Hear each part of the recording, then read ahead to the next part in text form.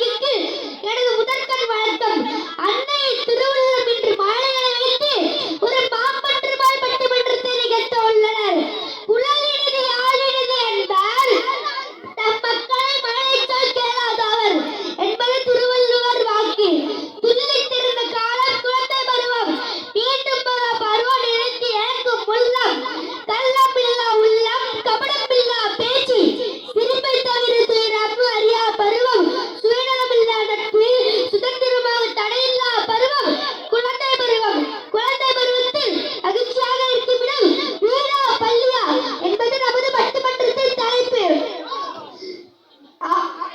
பல உறவுகள் ஒன்றாக சேர்ந்து இருக்குமிடம், பல உயிர்கள் உணர்வுகளை பகிர்ந்து கொள்ளுமிடம் வீடே என்று பேச வந்துள்ள அடிகள் சிவரஞ்சனி, சுந்தரவல்லி, முகேஷ். கற்றோருக்கு சென்ற இடமெல்லாம் சிறப்பு, அந்த கல்வி கிடைக்குமிடம் பள்ளி. பள்ளியே என்று பேச வந்துள்ள அடிகள் சௌந்தரபாண்டீஸ்வரன், சாலாட்சி, பரத்குமார். ஆறுபடை வீடுகள் என்று தானே கூறுகிறார்கள், பள்ளியா என்று கூறுகிறார்கள். எனவே வீடுதான் நிகழ்ச்சிக்குரிய இடம் என்று பேச வருகிறார் சிவரஞ்சனி. தாயை சிறந்தோர் கோயிலும் இல்லை, தந்தை சொல்மிக்க மந்திரம் இல்லை என்ற சொல்லுக்கேற்ப வீடுதான் சந்தோஷமான இடம் என்று பேச வந்துள்ளேன். முழு முதற் கடவுள் விநாயகர் பெருமானே தன் தாய் தந்தைதான் உலகம் என சுற்றி வந்து ஞானப்பழத்தையும் பெற்றுவிட்டார். வீட்டில் தானே அம்மாவும் அப்பாவும் இருக்கிறார்கள். எனவே வீடே சந்தோஷமான இடம். வீட்டில் தான் நம்மை கொண்டாடுவார்கள். நாம் பிறந்து பெயர் சுட்டு விழாவில் இருந்து அனைத்தும் நம்மை மையமாக வைத்தே நடத்தப்படும். அன்பு காட்ட அம்மாவும், வழிகாட்ட அப்பாவும், சண்டையிட தங்கையும், விளையாட தம்பியும், பாதுகாக்க அண்ணனும், உதவிக்கு அக்காவும், கண்டிப்பதற்கு சித்தப்பாவும், அதட்டுவதற்கு பெரியப்பாவும், நிழல் போல இருக்கும் மாமாவும், கண் போல காக்கும் அத்தையும், தோல் கொடுக்க சின்னம்மாவும், அரவணைக்க அண்ணியும், அக்கறை காட்ட பெரியம்மாவும். இத்தகைய உறவுகள் இருக்கும் இடம்தான் வீடு. எனவே வீடே மகிழ்ச்சிக்குரிய இடம். நடுவர் அவர்களே, ஒரு சாதாரண மோகன்தாஸை மகாத்மா காந்தியாக மாற்றியது எனது தாய் என்று சத்திய சோதனை புத்தகத்தில் எழுதுகிறார் காந்தியடிகள். நடுவர் அவர்களே, அது மட்டுமா, வீரத்திற்கே பெயர் போன வீர சிவாஜி கூறுகிறார், ஒரு சாதாரண சிவாஜி வீர சிவாஜியாக மாற்றியது எனது தாய் என்று எழுதுகிறார் தனது சுயசரிதையில். எனவே வீடே மகிழ்ச்சிக்குரிய இடம் என்று தீர்ப்பு கூறுங்கள் நடுவர் அவர்களே. சபாஷ், சரியான பேச்சு. உங்கள் பேச்சு தொடரட்டும் தொடரட்டும். வாய்ப்பளித்தமைக்கு நன்றி கூறி விடைபெறுகிறேன். நன்றி. அருமை, சரியான பேச்சு. என் கல்வி ஏழைகளுக்கு செல்வம், செல்வர்களுக்கு அறிகலன், வீட்டிற்கு விளக்கு, நாட்டிற்கு நன்மை, பெண்களுக்கு பாதுகாப்பு. அந்த வகையில் கல்வியே மகிழ்ச்சியான இடம் என்று பேச வருகிறார் சாலாட்சி. சௌந்தரபாண்டீஸ்வரன். அனைவருக்கும் வணக்கம். எதிரணியினருக்கும் வணக்கம். தந்தை மகனுக்கு ஆற்றும் நன்றி அவையத்து முந்தி இருப்பச் செயல் என்று திருவள்ளுவரே கூறுகிறார். வீடுதான் சொர்க்கம் என்று வீட்டினுள்ளே இருந்தால் வள்ளுவர் வாக்கு நடக்குமா? பள்ளிக்கு வந்து தன் திறமையை வளர்த்தால் தான் இத்தகைய மேன்மையை அடைய முடியும். எனவே பள்ளியே மகிழ்ச்சி கூடியிடம் என்று பேச வந்துள்ளேன். எதிரணியினை அறிமுகம் சொல்லும் போது ஆசிரியர், மருத்துவர், காவலர் என்று தானே அறிமுகம் சொன்னார்கள். அதிலேயும் ஒருத்தர் ஆசிரியர் என்று தானே சொன்னார்கள். இதற்கு மேல் நான் என்ன கூறுவது? சரியாக சொன்னார்கள். சொல்லுங்கள் சொல்லுங்கள். எக்ஸாமில் நல்ல மார்க் வாங்கும்போது, டீச்சர் முன்னாடி பாராட்டி கிடைக்கும் போது, இந்த ப்ரவுட் ஃபீலிங் வீட்டில் தனியாக படிக்கும் போது கிடைக்குமா? கிடைக்கவே கிடைக்காது. சரியாக சொன்னார்கள். உங்கள் பேச்சு தொடரட்டும். எதிரணியினம் கூடிய அன்பு, அக்கறை, வழிகாட்டி, விளையாட்டு இவை அனைத்தும் ஒரு சேர இருக்கும் இடம் நம் ஆசிரியர் அவர்களை. எதிரணியினம் கூடியது ரிலேஷன், அனைத்தும் இரத்த ரிலேஷன். ஆனால் பள்ளியில் ஆசிரியர் மாணவர் உறவு எதற்கும் இணையில்லாதது, அனைத்திற்கும் அப்பாற்பட்டது. எனவே பள்ளியே மகிழ்ச்சி என்று அந்த ஆசிரியர் இருக்கும் இடம் பள்ளிதான். எனவே மிகவும் சந்தோஷமான இடம் பள்ளிதான். ஒரு சாதாரண நடைந்ததனை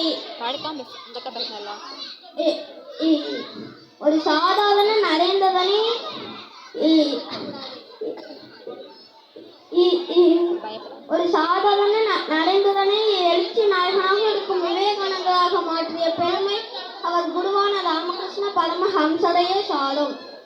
பெற்றோரிடம் அனைவரும் கேட்கப்படும் முதல் கேள்வி தங்களின் குழந்தை என்ன படிக்கிறான் என்றுதானே.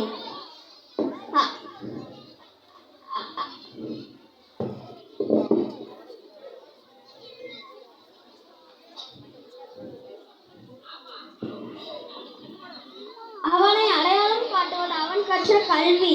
அதை அவனுக்கு வழங்கி அங்கீகாரம் கொடுப்பது பள்ளிதான். எதிரான கூறியவாறு இப்போது இத்தனை உறவுகளா உள்ளன. நாம் இருவர் நமக்கு ஒருவர். அந்த குழந்தை காலேஜ் படிக்கிற அண்ணனிலிருந்து 60 வயது தாத்தா வரையிலும் ஒரே உறவு முறையில் தான் கூப்பிடப்படுகிறது. அது என்ன உறவு முறை தெரியுமா? தெரியவே தெரியாது, நீங்களே கூறிவிடுங்கள். அங்கிள், பெரிய புராணம் எழுதிய செய்கிறார் பெருமானுக்கு சிவன் குருவாக வந்து அருள் வழங்கினார். உலகெல்லாம் உணர்ந்து ஓதலுக்கு அரியவன் என்று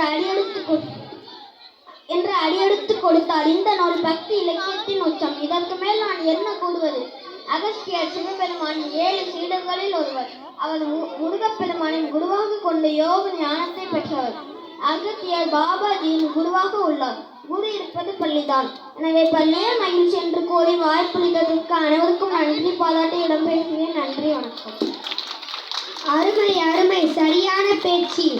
மிகவும் அழகான தன் கருத்துக்களை முன்வைத்ததற்கு நான் நன்றி தெரிவித்துக் கொள்கிறேன். வீடு என்பது வெறும் கட்டிடம் மட்டுமல்ல, அன்பும் பாசமும் சேர்ந்து உணர்வுபூர்வமான இடமாகவும் இருக்கிறது. எனவே வீடுதான் மகிழ்ச்சிக்குரிய இடம் என்று பேச வருகிறார் சுந்தரவல்லி. இங்கு கூடியிருக்கும் அனைவருக்கும், நடுவர் அவர்களுக்கும், என் அணியில் பேச வந்திருப்பவர்களுக்கும் என் முதற்கண் வணக்கங்கள். அன்னையும் பிதாவும் முன்னேறு தெய்வம் என்பது அவ்வையின் வாக்கு. புறப்படும் போது வீசுகின்ற காற்று பூங்காற்று. அது புயலாக மாறுவதும் தென்றலாக வீசுவதும் சூழ்நிலையை பொறுத்ததே. அந்த சூழ்நிலை உருவாகும் இடம் வீடு. அச்சூழ்நிலையை உருவாக்குபவர்கள் நம் பெற்றோரே. வீடே மகிழ்ச்சியுள்ள இடம் என்று நான் பேச வந்துள்ளேன். நடுவர் அவர்களே, சுதந்திரம் மற்றும் ஓய்வு வீட்டில் தான். யாரும் கண்காணிக்க மாட்டார்கள். நாம் விரும்பிய போது சாப்பிடலாம், பார்க்கலாம், யாரும் கண்காணிக்க மாட்டார்கள். அந்த சுதந்திரமே தனி சந்தோஷம்தான். நான் சொல்வது சரியல்லவா? சரிதான், சரிதான். அது மட்டுமல்ல நடுவர் அவர்களே, நாம் நம் வீட்டில் வளர்க்கும் செல்ல பிராணிகளுடன் நேரம் செலவிடலாம். யாரையும் இம்ப்ரெஸ் பண்ண தேவையில்லை. ரேங்க், காம்படிஷன், பிரஸ்டேஷன், டிப்ரெஷன், பிரஷர் எதுவும் தேவையில்லை. நாமாகவே இருக்கலாம். 30 பேர் நடுவே இல்லாமல் நம்முடைய தாடுடன் தனியாக இருக்க நேரம் கிடைக்கும். இந்த மகிழ்ச்சி வீட்டில் தானே கிடைக்கும். ஆமாம், வீட்டில் தான் கிடைக்கும். நடுவர் அவர்களே, எங்கள் தாத்தா பாட்டிக்கு வந்த முதுகு வலி, கால் வலி, இடுப்பு வலி எல்லாம் எங்களுக்கு இப்போதே வந்துவிட்டது. எங்களுடைய பேகை தூக்கி ஏன் வராது? குழந்தை கிடந்து மொபைல் பார்த்தால் எல்லா வழியும் வரத்தான் செய்யும். தீபாவளி, பொங்கல் போன்ற விழாக்களில் புது ட்ரெஸ் எடுத்து கொடுப்பாங்க. ரொம்ப ஜாலியாக இருக்கும். இப்போ நான் என்ன பார்க்கிறேன், எவ்வளவுதான் உங்களுக்கு தீபாவளிக்கு ட்ரெஸ் வரி வாங்கி கொடுத்தாலும் ஆளுக்கு ஒரு போன் எடுத்துட்டு போய் ஒரு முக்கலை கிடந்து போன் தான் பாக்கீங்க. கதை சொல்ல பாட்டியும் பாசம் காட்ட தாத்தாவும் இருக்கும் வீடு இனிமையானது. நான் சொல்வது சரிதானே நடுவர் அவர்களே? சரிதான், மிகவும் சரி.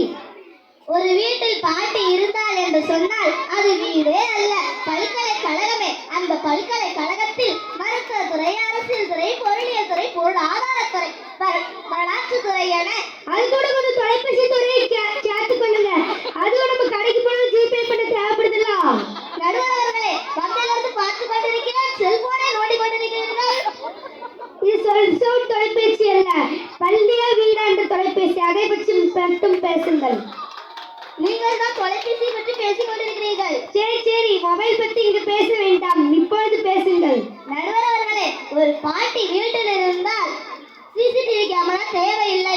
இத்தகைய சந்தோஷம் வீட்டில் தானே கிடைக்கும். ஆமாம், வீட்டில் தான் கிடைக்கும்.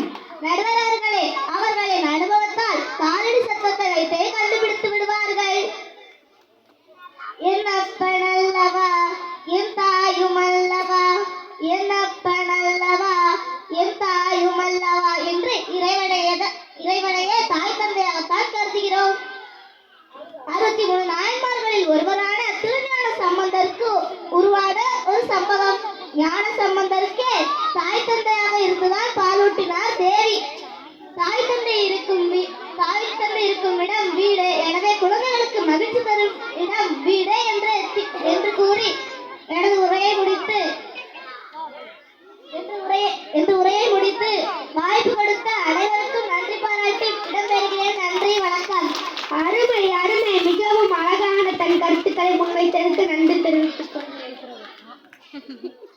கல்வி என்பது வெறும் 3 எழுத்து தான்.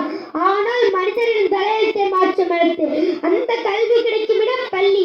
பள்ளியே என்று பேச வருகிறார் சாலாட்சி. இங்கு கூறியிருக்கும் அனைவருக்கும் நடுவர் அவர்களுக்கும் எதிர் அணியினருக்கும் வணக்கம். பட்டங்களை ஆழ்வதும் சட்டங்களை செய்வதும் பாண்டியில் பெண்கள் நடத்த வந்தோம் என்று கூறிய பாரதியின் வார்த்தைகளை மேம்பிக்க வேண்டுமென்றால் நமக்கு உறுதுணையாக இருப்பது பள்ளிதான். எனவே குழந்தைகளுக்கு மகிழ்ச்சியான இடம் பள்ளிதான் என்று பேச வந்துள்ள நடுவர் அவர்களே. சபா சரியான பேச்சு. தொடரட்டும் தொடரும். 10 மாதம் சுமந்து பெற்ற தாய் கூட பத்திரமாக விட்டு செல்வது பள்ளியில்தான். ஏன் பள்ளியில் விட்டு செல்கிறார்கள்? 2 வயசு குழந்தை கூட மொபைல் பார்க்க ஆரம்பித்து விட்டது. அதனால் தான் பள்ளியில் விட்டு செல்கிறார்கள். மனித வாழ் நாட்களில் மகத்தான வெற்றி சின்னம் பள்ளிதான். கோடீஸ்வரர்கள் தன் சொத்து அனைத்தையும் குழந்தைகளுக்கு தர முடியும். ஆனால் அவர்கள் பெற்ற பட்டத்தினை நீயே வைத்துக் கொள்ள என்று கொடுக்க முடியாது. நாம் தான் படித்து பட்டத்தை பெற வேண்டும். எதிரணியினர் கூறினார்கள் பெயர் சுட்டு விழாவின் சிறப்பு. நடுவர் அவர்களே, எனது வீட்டின் அருகே ஒரு அண்ணனை அவர்கள் வீட்டில் நன்ஸ் என்று அழைப்பார்கள். எனக்கு மிக நாட்களாக சந்தேகம் அவரின் பெயர் என்னவென்று. ஆர்வம் தாங்க அப்ப முடியவில்லை. பொறுமையா இருக்க முடியல. பேர் எப்பட்டா கூப்பிடுவாங்கன்னு. ஒரு நாள் நானே சென்று கேட்டுவிட்டேன், அண்ணா உங்கள் பெயர் என்ன என்று. அதற்கு அந்த அண்ணன் என்னுடைய பெயர் நமச்சிவாய என்று கூறினார். அப்பொழுதுதான் நினைத்தேன், கேட்கும் பொழுதும் கூப்பிடும் பொழுதும் புண்ணியம் சேர வேண்டும் என்பதற்காக வைத்ததை இப்படியா சுருக்கி கூப்பிடுவது. ஆனால் நடுவர் அவர்களே, நம் பள்ளி ஆசிரியர்கள் நமது பெயரை முழுமையாகத்தான் உச்சரிப்பார்கள். அழியா செல்வம் கல்வி. அந்த கல்வியை தரும் இடம் பள்ளி. பாட்டித்தான் பல்கலைக்கழகம் என்று. ஆனால் அந்த பல்கலைக்கழகமே எங்களிடம் தான் இந்த போனில் எப்படி பேச ஏன் வேண்டும்? கேட்கிறார்கள்? நீங்க தான் வாழ்நாள் முழுக்க போன்லயே முடிஞ்சு கிடைக்கீங்களே. இந்த உண்மையெல்லாம் இவங்க கிட்டலாம் சொல்லக்கூடாது. சரி சரி பேசுங்க பேசுங்க. எப்படி பேச வேண்டும், எப்படி பயன்படுத்த வேண்டும் என்று கேட்கிறார்கள். அருணாகிரிநாதரே, முருகரை குருவாய் வருவாய் அருள்வாய் குகனே என்றுதான் வேண்டுகிறார்கள். பணப்பயிரை அறுவடை செய்யும் அப்பா அம்மா குழந்தைகள் 4 சுவருக்குள்ளே கண்காணிப்புக்கு வீட்டை சுற்றி சிசிடிவி கேமரா 24 மணி நேரமும். வீட்டில் நாம் எப்படி நாமாக இருக்க முடியும்? நம்மை சுற்றி பொருட்கள் மட்டுமே நிறைந்துள்ளன. இது வீடா மகிழ்ச்சி தரும்? நம்மை சுற்றி பொருட்கள் மட்டுமே நிறைந்துள்ளன. இது மகிழ்ச்சி தராது. ஆனால் பள்ளியில் தட்டு கொடுத்து வளர்க்க ஆசிரியரும் தோள் கொடுக்க நண்பர்களும் இருக்கின்றார்கள். நடுவர் அவர்களே, எனவே பள்ளியே மகிழ்ச்சி கூறிய இடம் என்று கூறி எனது உரையை முடிக்கின்றேன். நடுவர் அவர்களே, நன்றி, வணக்கம். அருமை அருமை. சாலாட்சி அவர்கள் மிகவும் அருமையாக பேசினார்கள். எவ்வளவுதான் வெளியே சென்றாலும் நீர் திரும்பியதும் கிடைக்கும் நிம்மதி வேறு எங்கும் கிடைக்காது. எனவே நீரே மகிழ்ச்சி கூறிய இடம் என்று பேச வருகிறார் எனது நண்பர் முகேஷ். அனைவருக்கும் வணக்கம். நடுவர் அவர்களுக்கும் வணக்கம். எதிர் அணியினருக்கும் வணக்கம். நல்லது ஒரு குடும்பம் பல்கலைக்கழகம். அம்மா அத்தனவன சமைத்ததும் இல்லை, அப்பா அத்தனவன சம்பாதித்ததும் இல்லை. இவ்வுலகில் தன்னலமில்லா ஜீவன்கள் 2 பேர் மட்டுமே. இப்படிப்பட்ட வீடு சொர்க்கமே, மகிழ்ச்சியே, குழந்தைகளுக்கு சந்தோஷம் தருவனும் வீடே என்று பேச வந்துள்ளேன். அம்மாவின் அன்பு கடலை போல வெளிப்பட்டுக் கொண்டே இருக்கும். ஆனால் அப்பாவின் அன்பு நடுக்கடல் போன்றது, வெளியே தெரியல. ஆனால் ஆழம் அதிகம். நடுவர் அவர்களே, அருமை அருமை. இந்த இடத்தில் ஒரு கதையை கூற விளைகிறேன். இதோ இருக்கிறதே பிரபஞ்சத்தின் பிரம்மாண்ட தேவையான மின்சார பல்பை கண்டுபிடித்த தாமஸ் ஆல்வா எடிசன் வாழ்க்கைப்பட்டார். எடிசன் பள்ளி பருவத்தில் பள்ளிக்கு செல்லும் போது அவரின் ஆசிரியர் ஒரு நாள் உனக்கு இன்றைய என்று கூறி அவர் கையில் ஒரு கடிதத்தையும் கொடுத்து இதை உன் அம்மாவிடம் கொடுக்க வேண்டும் என்று கூறினார். அவரும் அவ்வாறே செய்தார். கடிதத்தை அம்மாவிடம் ஒப்படைத்தார். இன்றிலிருந்து விடுப்பு என்று கூறினார். அந்த கடிதத்தை அவர் அம்மா எடுத்து படித்து பார்த்தார். கண்ணீர் விட்டார். எடிசன் அம்மாவிடம், ஏன் அழுகிறீர்கள்? டீச்சர் அந்த கடிதத்தில் என்ன எழுதியிருக்கிறார்கள் என்று கேட்டார். அதற்கு அவர்கள் கூறிய பதில், நீ மிகுந்த அறிவாளி என்றும் உனக்கு சொல்லித் தரும் அளவுக்கு எங்களுக்கு தெரியவில்லை என்றும் என்று எழுதியிருக்கிறார்கள் என்று கூறினார். அவரும் தன் தாயுடன் நூலகத்திற்கு சென்று படித்தார். கண்டுபிடிப்புகளை நிகழ்த்தினார். தன் தாயின் மரணத்திற்கு பிறகு எடிசன் புத்தகங்களை அடுக்கும்போது அவர் ஆசிரியர் எழுதிய கடிதம் கையில் கிடைத்தது. அதை அவர் எடுத்து படித்து பார்த்தார். அதில் எழுதிய வார்த்தைகள், உங்கள் மகன் மூளை வளர்ச்சி இல்லாதவன் என்றும் உங்கள் மகன் முட்டாள், அவனை மீண்டும் பழி காண்பார்கள் என்று எழுதியது. கண்ணீரிட்டார். அப்போது தான் தனது தைரியம் எழுத பார்க்கிறது. உலகிலேயே முட்டாளாக பிறந்தனை உலகிலேயே பெரிய அறிவாளியாக்கி 1000 கணக்கான கண்டுபிடிப்புகளை நடத்த அழைப்பதற்கு காரணம் அமைந்துள்ளது என்னுடைய தாயே என நடுவர் அவர்களே, அவர்களுடைய அருமை தாய்க்கு மிக தாய்தான். அதனால்தான் சிவபெருமானை 63 நாயன்மார்களுள் ஒருவரான புனித வதியர் என்கிற காரைக்காலமையை தாயே என அழைத்தார். நடுவர் அவர்களே, என் அம்மா கொடுத்த கூட்டங்களை மறந்து விட்டீர்களா? மறக்க முடியுமா இல்லை அதை மறுத்து தர முடியுமா? தாய் இருக்கும் இடம் வீடு, எனவே வீடே குழந்தைகளுக்கு மகிழ்ச்சி தரும் இடம் என்று கூறி வாய்ப்பு அமைத்து நன்றி கூறி விடைபெறுகிறேன். நன்றி, வணக்கம்.